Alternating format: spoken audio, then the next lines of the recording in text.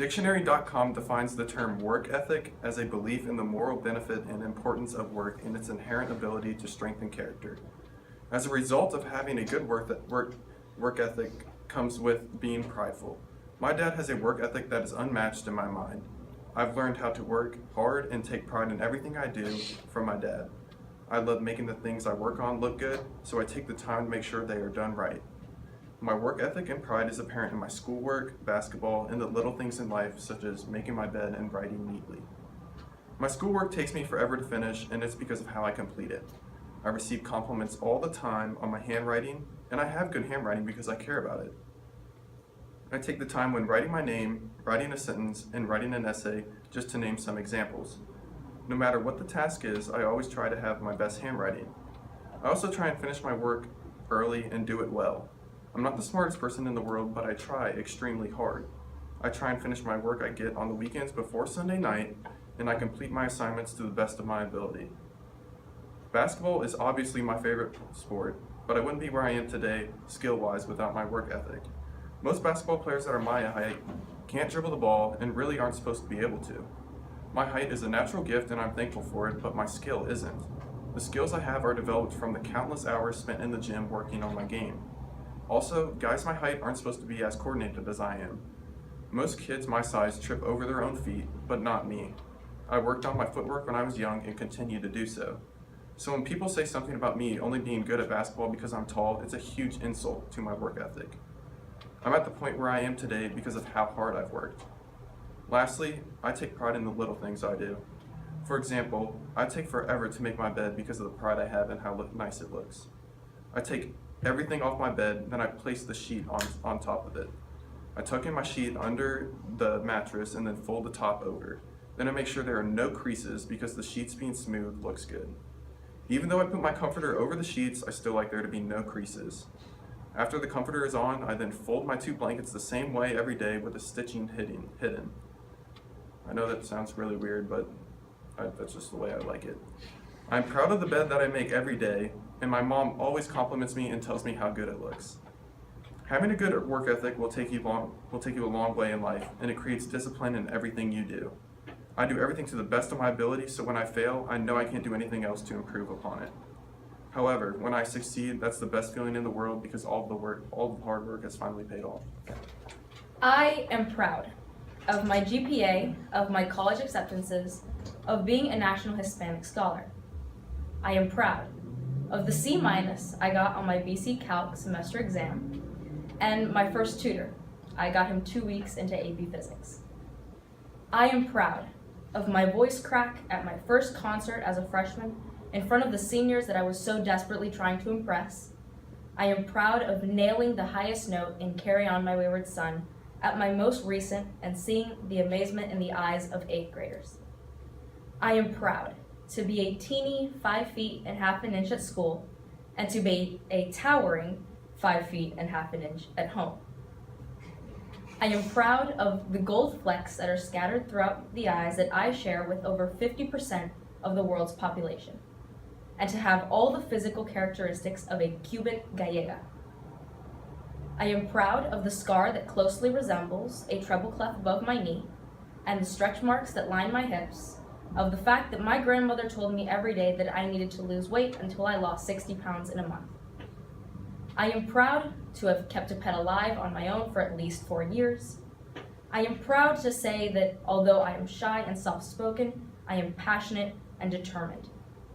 I am proud to know the difference between an opinion and a fact you dislike. I am proud to live in a world of hate that reminds me that making that special someone smile once a day is enough. I am proud to be among those that stand for equality and love. I am proud to say that I have survived every obstacle that has come my way so far. I am proud to know the meaning of human dignity, sacrifice, and self-worth. But most of all, I am proud to just be me. The alarm went off at 3 a.m. I rolled over in my sleeping bag and came face to face with the freshly fallen inch of snow on the ground. I fell back asleep. Our backup alarm went off at 3:10, and then 3:15, and then at 3:30, I and my tartmates finally woke up. Realizing how behind schedule we were, we frantically layered up, made sure we had water, packed our possibles bags with snacks and sunscreen, and bomb-proofed our campsite. Headlamps bobbing in the darkness, we made our way over to our group's designated meeting spot to begin our summit attempt of Mount Massive. Mount Massive is the second tallest mountain in Colorado, standing at 14,420 feet, only shorter than its neighbor, Mount Elbert, by 1 foot. Our campsite was at about 11,000 feet, so in order to successfully summit, as a group we would have to hike the 3-mile trail to the summit and back down by noon, covering 3,000 feet of elevation and 6 miles of trail. It was imperative to get back down to camp on time to avoid the potentially dangerous clouds that rolled over the ridge line at midday. As we congregated and complained about how early it was and double-checked our day packs, I was convinced we weren't going to make it to the summit. With the snow and the late start on top of my lack of faith in my physical and mental strength, I thought, I can't do this. I was dreading the moment where we were going to have to turn around and give up. But we started. PK, my expedition leader, led our group up the trail. Minutes of labored breathing and sore legs ticked by. We shed layers and kept climbing. I was miserable. I got lost in my thoughts, thinking about why I was doing this. Why was I even here? What was I doing? But then I thought of my dad. He always says to me, "You are stronger than you think you are." That became my mantra. I repeated it in rhythm with my footsteps, and I felt better and better the more I hiked. You are stronger than you think you are. We rounded a ridge and turned to face the horizon just as the sun was coming up. I was in shock. It was the most beautiful thing I'd ever seen. We could look down and see our campsite and look up and see the stars. From then on, it wasn't as much of a mental battle as it was a physical one. We had to power through to the summit, stopping only for the occasional water break. When I finally set foot on the summit, I was extremely proud. I was proud of myself and proud of my friends. I had overcome my self-doubt and worry, and I had made it up the mountain. I was stronger than I thought I was. In my attempts to find a serious topic for this paper, I realized that I haven't really done anything that most people would be proud of. To explain, when most people think of accomplishments that they're proud of, they think of things like getting accepted into great schools or winning some incredibly hard to achieve prize. But I haven't done anything like that yet. And yes, I did get accepted into collegiate, and to Xavier, and Ohio Wesleyan, and that is something to be proud of. But I got accepted into collegiate 6 years ago. I don't believe I've done anything recently that I'm extremely proud of. Now, to completely contradict myself, I do find myself feeling proud of myself for very small things. I'd like to apologize for the excess use of golf lingo. Please defer all questions to Alec. I have a very bad track record when it comes to drives. I'm talking every single one of my drives would veer off to the right.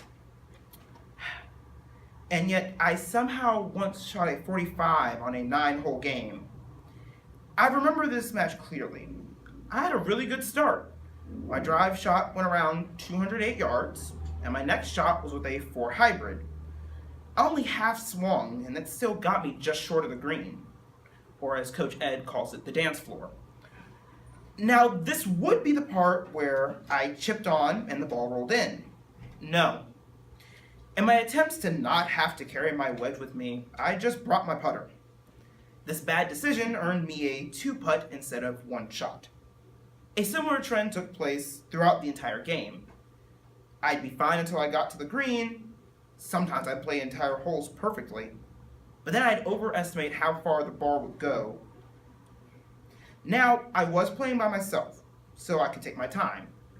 I feel like my great score could be attributed to that. I'm proud of this moment because of not only the inconsistency of my drive and every other shot I took, but also the amount of work I put in outside of practices.